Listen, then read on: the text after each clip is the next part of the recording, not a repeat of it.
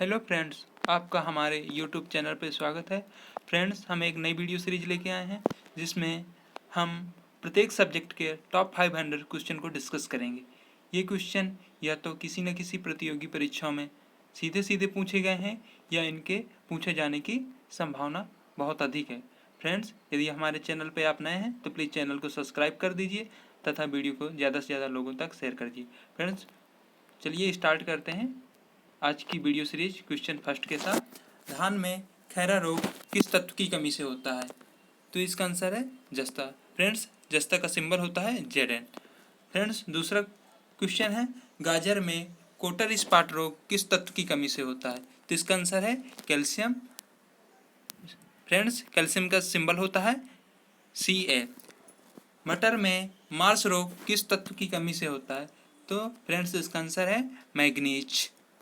Next question है question number 4, आलू का ब्लैक हट रोग किस तत्व की कमी से होता है? ये ऑक्सीजन की कमी से होता है।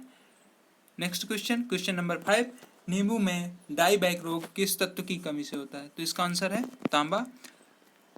क्वेश्चन नंबर 6, जंगल की आग किस पौधे के कहते हैं? तो ये जो ढाक का पौधा होता है उसको जंगल की आग कहते हैं, क्योंकि यह जब फूलता है तो ऐसा लगता है कि जैसे जंगल में आग लग गई। दोस्तों, अब हम चलेंगे नेक्स्ट क्वेश्चन नंबर 7 पे। अफीम किस पौधे से प्राप्त होता है? तो इसका पेपावर सोमेनीफेरम पौधे से प्राप्त होता है। लौंग पौधे के किस भाग से प्राप्त होती है? तो इसका आंसर है कली। ये पौधे के कली भाग से प्राप्त होती है। दोस्तों, नेक्स्ट क्वेश्चन नंबर 5, हेरोइन किस पौधे से प्राप्त होता है? तो यह अफीम पोस्ते के पौधे से प्राप्त होता है।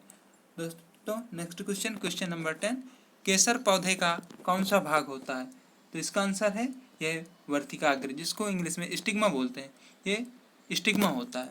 दोस्तों, नेक्स्ट क्वेश्चन नंबर 11, सबसे छोटी कोशिका कौन सी होती है? तो माइकोप्लाज्मा गैलीसेप्टम की सबसे छोटी कोशिका होती है।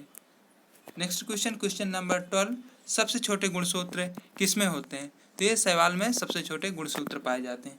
जीवित जीवाश्म किसे कहा जाता है? तो साइकस नामक पेड़ को जीवित जीवाश्म कहा जाता है। सबसे छोटा पुष्प किसका होता है? तो बुल्फिया का पुष्प सबसे छोटा होता है, और जो सबसे बड़ा पुष्प होता है ये रफलेसिया पुष्प होता है। फ्रेंड्स, अब हम चलेंगे नेक्स्ट क्वेश्चन नंबर 16, साइकस है। साइकस किस प्रकार का पौधा है? ये नग्न बीजी पादप है। और क्वेश्चन नंबर 17 है, सबसे लंबे गुणसूत्र किसके होते हैं? तो ये ट्राइलियम के गुणसूत्र सबसे लंबे होते हैं। सबसे छोटे बीज किसके होते हैं? तो आर्किड के जो बीज होते हैं सबसे छोटे होते हैं। क्वेश्चन नंबर 19, सबसे बड़ा फल, ये लोडोसिया का सबसे बड़ा फल होता है। इसको डबल कोकोनट नाम से जाना जाता है, और ये केरल में काफ़ी ज़्यादा मात्रा में उत्पादित होता है। सबसे बड़ा आवृत बीजी वृक्ष कौन होता है? तो ये यूकेलिप्टस होता है। दोस्तों, याद रखिएगा, यूकेलिप्टस को पर्यावरण का शत्रु भी कहा जाता है, क्योंकि ये जिस स्थान पर उगता है उस स्थान के जल स्तर में काफ़ी कमी कर देता है। नेक्स्ट क्वेश्चन है वेरी इंपॉर्टेंट, सलीम अली पक्षी विज्ञान केंद्र कहाँ स्थित है? तो इसका आंसर है कोयम्बटूर। क्वेश्चन नंबर 22, खनन पर्यावरण केंद्र कहाँ स्थित है? दोस्तों, ये धनबाद में स्थित है। आपको पता होना चाहिए कि जो धनबाद है इसको कोयला नगरी के नाम से जाना जाता है, अर्थात कोयला के अधिक खनन होने के कारण इसको यहाँ खनन पर्यावरण केंद्र बनाया गया है। ऐसा आप अपने दिमाग में बना के इस क्वेश्चन को याद रख सकते हैं। दोस्तों, अब हम चलेंगे नेक्स्ट क्वेश्चन नंबर 23, पारिस्थितिकी विज्ञान केंद्र कहाँ स्थित है? ये बेंगलुरु में स्थित है। नेक्स्ट क्वेश्चन, पारिस्थितिकी तंत्र इकोसिस्टम का सर्वप्रथम प्रयोग किसने किया था? तो इसका प्रयोग सर्वप्रथम किसने किया था? टांसले ने किया था। दोस्तों, अब हम चलेंगे नेक्स्ट क्वेश्चन नंबर 25, पारिस्थितिकी तंत्र किन दो घटकों से बना होता है? तो यह जैव व अजैव घटकों से बना होता है। दोस्तों, नेक्स्ट क्वेश्चन है जैविक घटक कौन से होते हैं?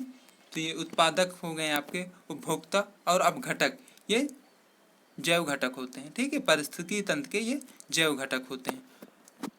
जो उत्पादक भोजन कैसे बनाते हैं, ये प्रकाश संश्लेषण की विधि द्वारा अपना भोजन ये स्वयं बना लेते हैं। जैसे हरे पेड़ पौधे या शैवाल ये उत्पादक होते हैं और ये अपना भोजन स्वयं प्रकाश संश्लेषण की क्रिया से बनाते हैं। जो हरे पेड़ पौधे पर निर्भर होते हैं उन्हें प्राथमिक उपभोक्ता कहते हैं। जैसे गाय भेड़ ये आपके प्राथमिक उपभोक्ता हैं। दोस्तों नेक्स्ट क्वेश्चन नंबर 29, लोमड़ी, भेड़िया, मोर किस प्रकार के उपभोक्ता हैं? तो इसका आंसर है द्वितीयक उपभोक्ता। नेक्स्ट क्वेश्चन दोस्तों, क्वेश्चन नंबर 30, बाघ, शेर, चीता ये किस प्रकार के उपभोक्ता हैं? तो इसका आंसर है दोस्तों यह तृतीयक उपभोक्ता है। नेक्स्ट क्वेश्चन 31, अपघटक वर्ग में कौन से या किस प्रकार के जीव आते हैं? तो इसमें जीवाणु तथा कवक आते हैं। अपघटक क्या होते हैं? अपघटक वो सूक्ष्म जीव होते हैं जो मृत जीव जंतुओं से अपना भोजन प्राप्त करते हैं तथा उनको सरल पदार्थों में अपघटित कर देते हैं। जो जीव जंतु मर जाते हैं ये उनको अपघटित करने के काम आते हैं, इसलिए इनको अपघटक बोलते हैं। ये जीवाणु और कवक होते हैं। दोस्तों अब हम चलेंगे नेक्स्ट क्वेश्चन नंबर 32 पे। जल, प्रकाश, ताप, वायु, मृदा, खनिज ये किस प्रकार के घटक हैं दोस्तों? ये अजैव घटक हैं। ठीक है, अजैव घटक वो घटक होते हैं जिनमें जीव नहीं होता, अर्थात ये आपका जल हो गया, प्रकाश हो गया, ताप हो गया, वायु हो गया, खनिज हो गए। ठीक है, ये पारिस्थितिकी तंत्र के अजैव घटक हैं। दोस्तों अब हम चलेंगे नेक्स्ट क्वेश्चन नंबर 33, केंद्रीय वायु प्रदूषण नियंत्रण बोर्ड कहाँ स्थित है? तो ये आपके नई दिल्ली में स्थित है। ठीक है, केंद्रीय वायु प्रदूषण नियंत्रण बोर्ड कहाँ स्थित है? नई दिल्ली में स्थित। दोस्तों आप इसको इस प्रकार याद कर सकते हैं कि हमारे देश में सर्वाधिक प्रदूषण कहाँ देखने को मिलता है ना? तो ये नई दिल्ली में देखने को मिलता है। आप देखते होंगे जैसे ही ठंडी आने वाली होती है वहाँ प्रदूषण अपने चरम सीमा पे पहुँच जाता है। दोस्तों अब हम चलेंगे नेक्स्ट क्वेश्चन, केंद्रीय चिड़ियाघर प्राधिकरण कहाँ स्थित है? तो ये भी दोस्तों नई दिल्ली में स्थित है। दोस्तों अब हम चलेंगे next question number 35, GB Pant पर्यावरण एवं विकास संस्थान कहाँ स्थित है? इसका आंसर है अल्मोड़ा में। ठीक है, जीबी पंत गोपाल वल्लभ पंत हिमालय पर्यावरण एवं विकास संस्थान ये अल्मोड़ा में स्थित है। दोस्तों अब हम चलेंगे नेक्स्ट क्वेश्चन नंबर 36, भारतीय वन अनुसंधान एवं शिक्षण परिषद कहाँ स्थित है? तो इसका आंसर है देहरादून उत्तराखंड की राजधानी है। दोस्तों अब हम चलेंगे नेक्स्ट क्वेश्चन नंबर 37, भारतीय वन प्रबंधन संस्थान कहाँ स्थित है? तो ये आपके भोपाल में स्थित है। भोपाल मध्य प्रदेश की राजधानी है। दोस्तों नेक्स्ट क्वेश्चन 38, भारतीय वनस्पतिक सर्वेक्षण संस्थान कहाँ स्थित है? यह कोलकाता में स्थित है। दोस्तों अब हम चलेंगे नेक्स्ट क्वेश्चन 39 पे, भारतीय प्राणी विज्ञान सर्वेक्षण संस्थान कहाँ स्थित है? तो ये आपके कोलकाता में, अर्थात भारतीय वनस्पति एवं प्राणी विज्ञान सर्वेक्षण संस्थान दोनों ही कोलकाता में स्थित है। ठीक है दोस्तों, अब हम चलेंगे नेक्स्ट क्वेश्चन नंबर 40,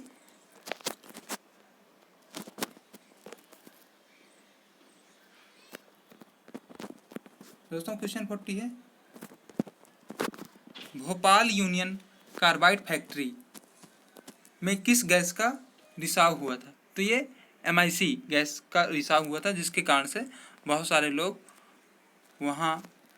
लोगों की मृत्यु हो गई थी तथा बहुत सारे लोग आज भी विकलांगता से पीड़ित हैं। ठीक है, तो ये कहाँ हुआ था?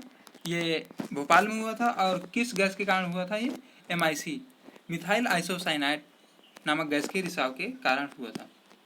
दोस्तों अब हम चलेंगे नेक्स्ट क्वेश्चन नंबर 41, एस्बेस्टोसिस नामक जानलेवा रोग किस पदार्थ के युक्त जल पीने से होता है? ये एस्बेस्टस युक्त जल पीने से एस्बेस्टोसिस नामक जानलेवा रोग हो जाता है। दोस्तों अब हम चलेंगे नेक्स्ट क्वेश्चन, नदियों के जल प्रदूषण की जांच किस विधि से की जाती है? तो यह DO का अनुमान लगा के नदियों के जल प्रदूषण की जांच की जाती है। दोस्तों, DO का अर्थ होता है डिजॉल्व्ड ऑक्सीजन, अर्थात जो जल में घुलित ऑक्सीजन की मात्रा को ज्ञात करके हम नदियों के जल प्रदूषण की जांच कर लेते हैं। DO क्या होती है? DO ऑक्सीजन की वह मात्रा होती है जो किसी स्थान विशेष के जल में घुली होती है। दोस्तों, अब हम चलेंगे नेक्स्ट क्वेश्चन नंबर 43। इकोलॉजी शब्द का सर्वप्रथम प्रयोग किसने किया था? तो अर्नेस्ट हेकल ने याद किया। अर्नेस्ट हेकल ने किया था, इसको याद रखिएगा दोस्तों।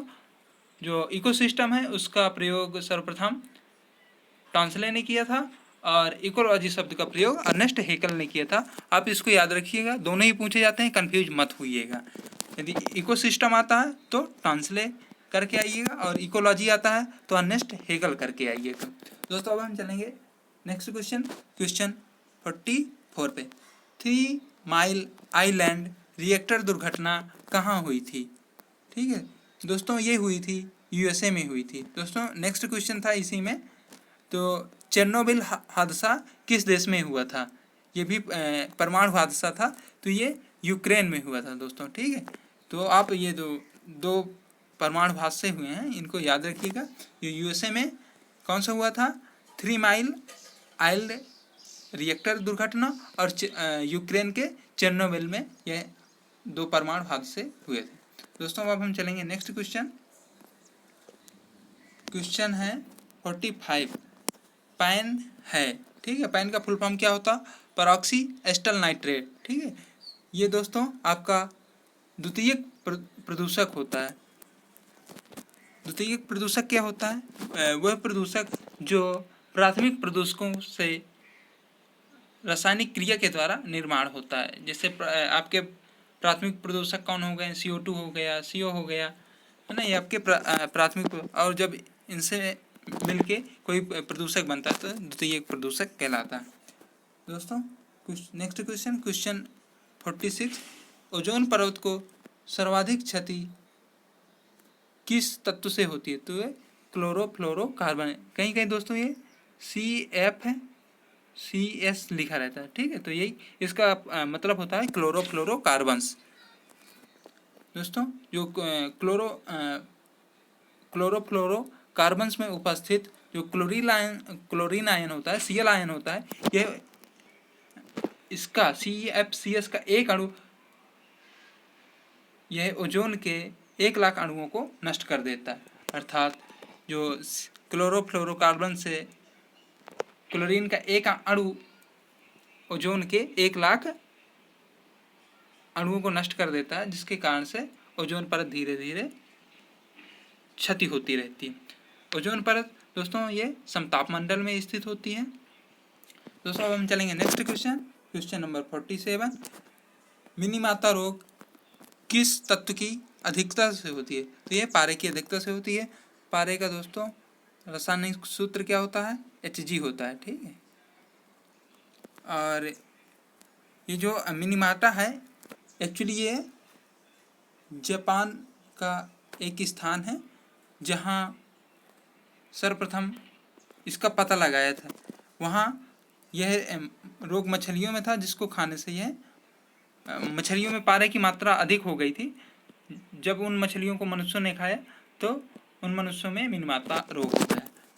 Next question 48। इटाई रोग किस तत्व की अधिकता से होता है? तो यह कैडमियम की अधिकता से होती है।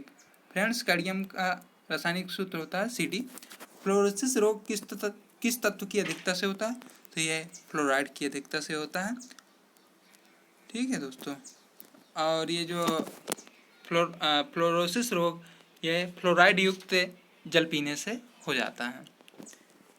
दोस्तों, नेक्स्ट क्वेश्चन 50 जो हमारा लास्ट क्वेश्चन है, अम्ल वर्षा होती है तो यह जब SO2 या NO2 के द्वारा, ठीक है, ये ऊपर जलवाष्प से क्रिया करके सल्फ्यूरिक अम्ल तथा नाइट्रिक अम्ल का निर्माण होता है, तो उसी से अम्ल वर्षा होती है। यह अम्ल वर्षा हमारे जो ऐतिहासिक इमारत हैं उनको अत्यधिक मात्रा में हानि पहुंचाते हैं। तो क्वेश्चन ऐसे भी बनता है कि ऐतिहासिक इमारतों को किससे नुकसान होता है? तो जो अम्ल वर्षा है इससे नुकसान होता है। जैसे हमारे ताजमहल का जो धीरे धीरे उसकी सुंदरता में कमी देखी जा रही है, ये वहाँ आगरा में अम्ल वर्षा होने के कारण ही। तो फ्रेंड्स कमेंट करके बताइएगा कैसा लगा आज का है हमारा वीडियो सीरीज। और दोस्तों प्लीज़ चैनल को सब्सक्राइब ज़रूर कर लीजिएगा तथा ज़्यादा से ज़्यादा लोगों को शेयर कर दीजिएगा। थैंक यू, धन्यवाद। मिलते हैं नेक्स्ट वीडियो में।